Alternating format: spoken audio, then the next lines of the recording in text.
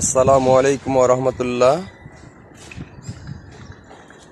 উদ্ভিদের প্রাণ আছে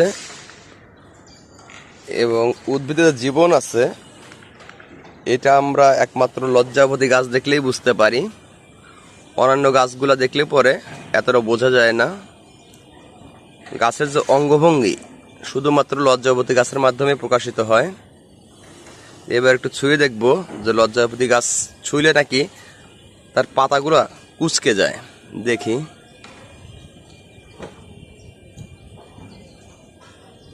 ও আসলেই তো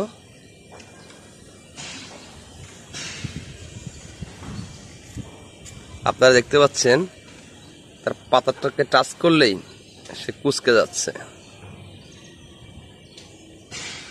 তবে একটা জিনিস অনুভব করলাম, কালের বিবর্তনে লজ্জাবতী গাছের লজ্জাটাও একটু কমে গেছে।